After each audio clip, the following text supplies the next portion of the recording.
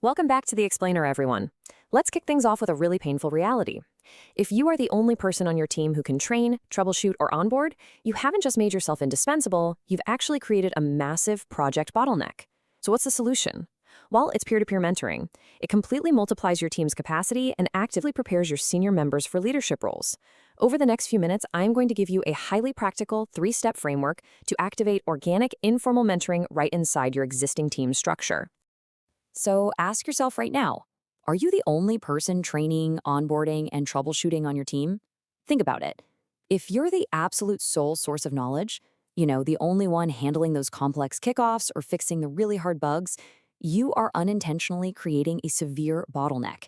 Literally everything has to route through your desk, and that slows the entire team down. Look, we're not talking about peer mentoring as some fluffy HR buzzword here.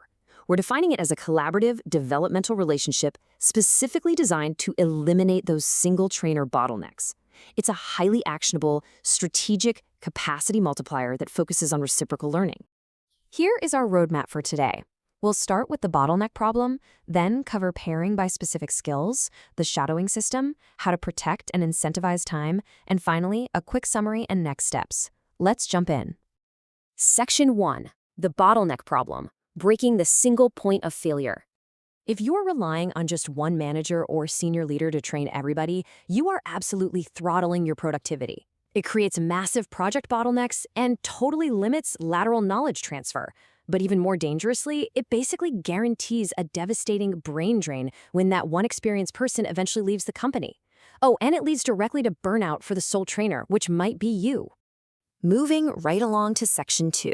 Pair by specific skills. This is step 1 of the action framework. So the most common mistake organizations make is automatically defaulting to the person with the longest tenure to mentor the newest person. But here's the thing, tenure does not equal teaching ability.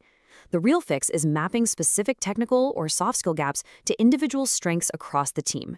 For example, you might intentionally pair a junior project manager with a senior PM specifically for a hyper-focused, short-term skill transfer on something like budget estimation forecasting.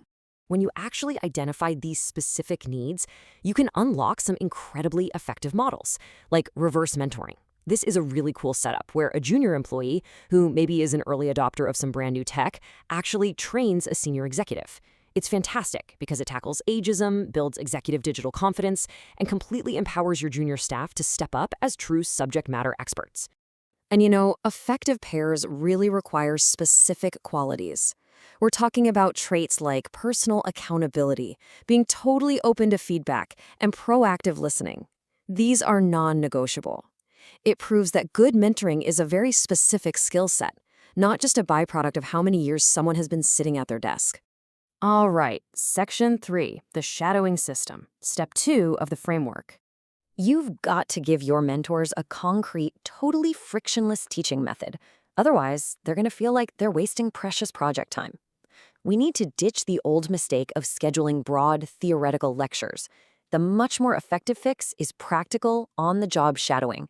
This transfers the real-world context and all those unwritten rules that you are simply never going to find in an onboarding manual. So here is the exact framework for this, the shadow and reverse shadow system. First step is the shadow phase. The junior member quietly watches the mentor run a complex task. Let's say it's a really tricky stakeholder kickoff meeting. Step 2 is the reverse shadow. The junior member actually runs the very next kickoff themselves, while the mentor observes silently and provides constructive, targeted feedback right afterward. There's a brilliant quote from the Women's Empowerment Principles that hits the nail on the head here. The goal is independence, not dependence.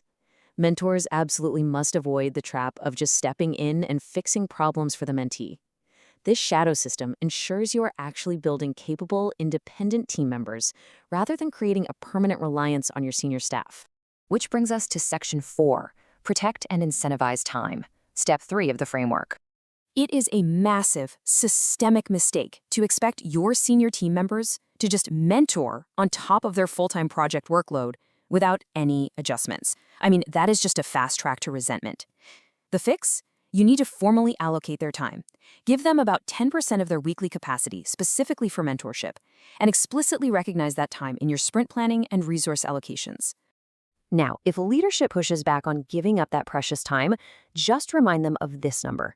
Organizations with formal mentoring programs can experience up to a 72% increase in productivity. Seriously, 72%. The return on investment there is absolutely huge.